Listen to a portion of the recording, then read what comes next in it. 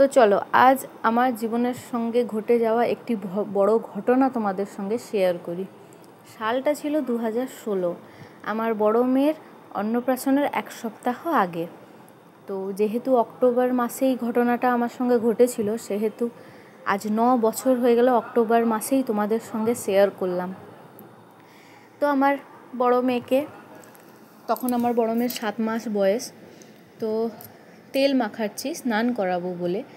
তেল মাখাতে মাখাতে একটি ছেলেটি বেশ সুন্দর, লম্বা চওড়া, বেশ দামি শার্ট, জিন্স, অমনি শু সব পরেছে।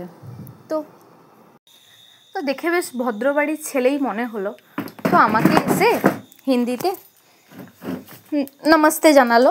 তো আমিও বললাম নমস্তে। তো বলছে আমরা গোপীবল্লভপুরে থাকি, আমাদের কোম্পানি গোপীবল্লভপুরে পাঠিয়েছে। একটি ছেলে প্রথমে এসছিল, তো খুব সুন্দরভাবে কথা বলছে। হ্যাঁ, তো বলছে যে গোপীবল্লভপুরে থাকি, হ্যাঁ আমরা গয়না পরিষ্কার করতে এসেছি। গয়না পরিষ্কার, তো কি করা যায়, একটা পাউডার দেখালো আমাদেরকে। বলছে ম্যাম আপনাদের ঘরে যত রূপোর গয়না আছে আমাকে দিন, আমি পরিষ্কার করে দেবো। তো ঠিক আছে, যেহেতু আমার পায়েলগুলো মানে তোড়া নুপুর, তোমরা যে যেটা বলো আর কি, ওটা ইউজ করতে করতে মানে রেগুলার পরতাম। তো তখন আমার রিসেন্টলি 1 year ম্যারেড, মানে 1 বছর বিয়ে ঘর হয়েছিল, তো পরতাম। তো মানে ঠিক আছে, দিয়ে পায়ের আঙ্গুট মানে পায়ে যে আংটি, আঙ্গুল আংটি আর তোড়া দিলাম। ওটা কি করলো, ওরা পরিষ্কার করে আমাকে দিয়ে দিল। তারপর আস্তে আস্তে বলছে যে তোমার সোনার কোনো গয়না আছে নাকি, দাও আমরা পরিষ্কার করে দেবো। তো বন্ধুরা, তখন আমার মাথায় বিশ্বাস করো এতটুকু বুদ্ধি ছিল না যে 1 year আমি কত গয়নাগুলো এমন ইউজ করেছি যে আমার নোংরা হয়ে যাবে। তো রীতিমতন আমি বের করিয়ে দিলাম। আমাকে তোমাদের দাদা ভাই বিয়েতে একটা আংটি গিফট করেছিল, ডায়মন্ড আর গোল্ড মিশিয়ে। সেই আংটিটা রীতিমতো বের করিয়ে দিলাম, মানে হাত থেকে খুলে দিলাম, হাত থেকে খুলে দিলাম। প্লাস আমার বাপের ঘর থেকে তোমার দাদা ভাইকে চেন দিয়েছিল, সেই চেনটা দিলাম, আশীর্বাদে দিয়েছিল। আর আমাকে আমার শাশুড়ি মা একটি খুব সুন্দর চেন দিয়েছিল, বল মাঝখানে আছে, ছোট ছোট বল, সেই চেনটাও দিয়ে দিলাম। আমার মেজো জেঠি শাশুড়ি মা তার নিজের ভারী কানেরগুলো দিল। তো দিতে তখন বললো ঠিক আছে ম্যাম, আপনারা রান্নাঘরে গ্যাসের উপরে একটা প্রেসার কুকার বসান।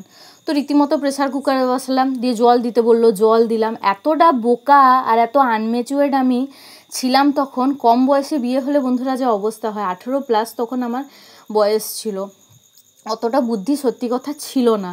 হ্যাঁ, দিতে রীতিমতো হলুদ দিলাম জলে।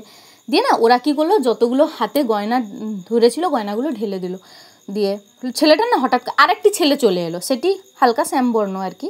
তো দেখলে দুজনকে মনে হবে না চোর। বন্ধুরা বিশ্বাস করো, আমি চোর দেখিনি জীবনে কোনো দিনও, কিন্তু চোর যে এরকম ভদ্র হয় সত্যি আমি জানি না। তো ছেলেটার অনেক ফোন এলো, যে ছেলেটা প্রথমে এসেছিলো ছেলেটার ফোন আসছে। তো বলছে আর তোমরা প্রেসার কুকারে জলটা গরম হলে আর সোনাগুলো উঠিয়ে নিবে। এই বলতে বেরিয়ে যখন যাচ্ছে, আমার মেজো জেঠি শাশুড়ি মাথায় বুদ্ধি হলো, বলছে আরে দেখো গয়নাগুলো আছে না। তখন কি ওরা গাড়ি নিয়ে পালা, তখন কি আর ওদেরকে মানে ধরতেও পারলাম না। তোমাদের দাদাভাই পিছন গেল, কোনো গাড়ির নাম্বার নেই।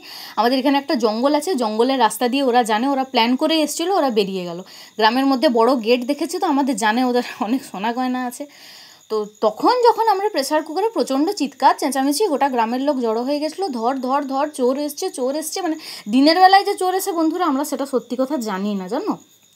দিতে কি হলো, প্রেসার কুকারে যখন যাচ্ছি জিনিসগুলো নেই। বিশ্বাস করবে না, মানে প্রত্যেকটা ফ্যামিলি আমরা সবাই ছিলাম ওখানে। মনে হলো যে আমাদের জীবনটা আর নেই। বন্ধুরা 1-1.5 লাখ টাকার গয়না পুরো নিয়ে গেল। কারণ তোমার দাদাভাই যে ডায়মন্ড আর গোল্ড গিফট করেছিল আমাকে, মানে আমার বিয়েতে, আংটিটাও খুবই সুন্দর। হ্যাঁ, আর আমার শাশুড়ি মা যে চেনটা আমাকে আশীর্বাদ দিতে দিয়েছিলেন মুখ দেখতে, সেটাও খুব সুন্দর ছিল, বল দেওয়া। আর প্লাস আমার বাপের ঘর থেকে, মানে আমার বাবার ঘর থেকে তোমার দাদাভাইকে আশীর্বাদে দিয়েছিল, সেটাও খুব সুন্দর ছিল, জানো তো। কিন্তু কি করবে বলো তো, আমাদের ভাগ্যে নেই জিনিসটা। হ্যাঁ, আজ 9 বছর খুব মনে হলো যে জিনিসটা তোমাদের সঙ্গে শেয়ার করা যাক, যেহেতু তোমরাও আমার একটা পরিবার।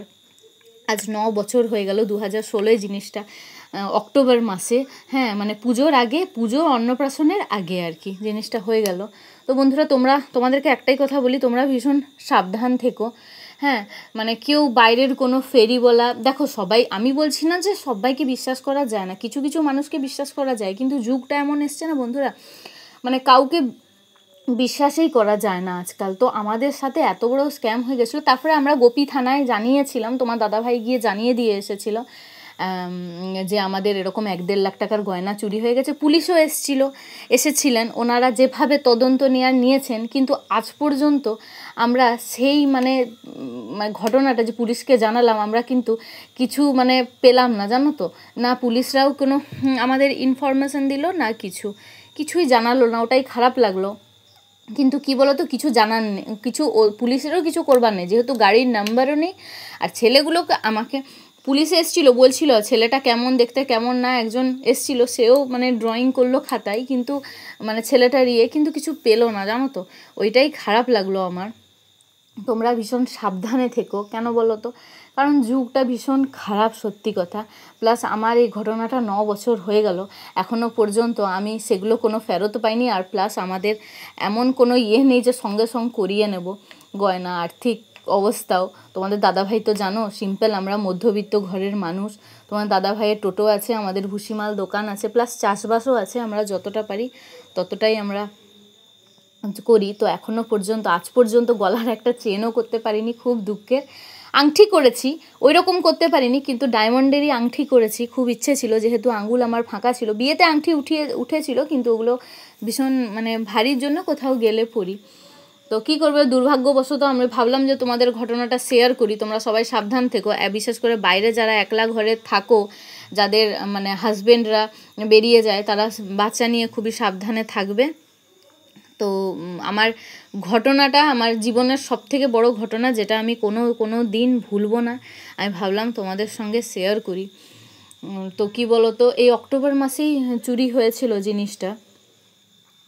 আমার মনে হয় এখন পুরো 1.5-2 লাখ টাকার হতো, মানে চেনগুলো দুটো বেশ ভারী ছিল।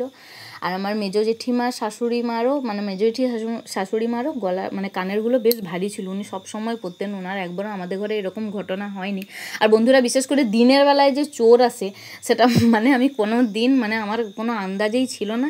তো এখনও পর্যন্ত আমরা ঘটনাটা ভুলতে পারিনি। আমার শাশুড়ি মা তো মানে 3-4 মাস পর্যন্ত, মানে আরও বেশি পর্যন্ত এখনও দুঃখ করেন, কিন্তু কেঁদেও ছিলেন খুব। 5-6 মাস পর্যন্ত প্রচুর কেঁদেছিল, যেহেতু জিনিসগুলো চলে গেছিলো। তো সাবধানে থেকো, টাটা।